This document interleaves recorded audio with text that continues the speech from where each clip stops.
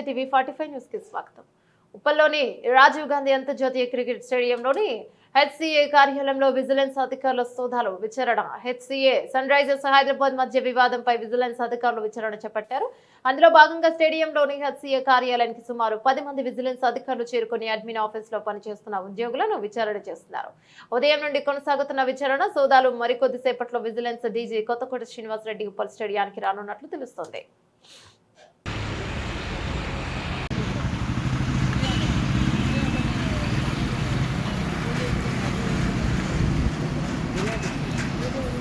mutton biryani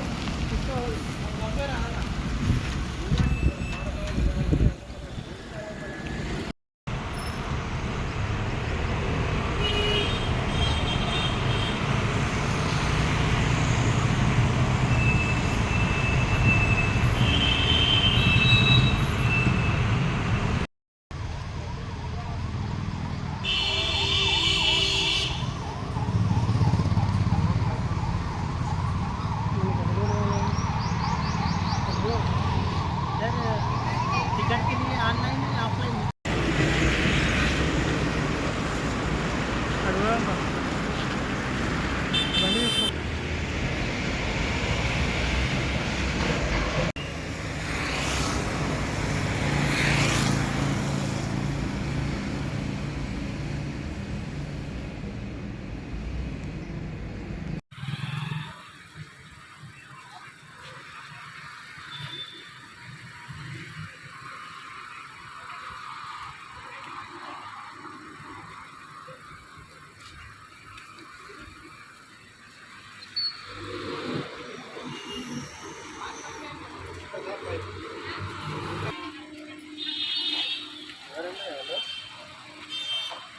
ఎవరు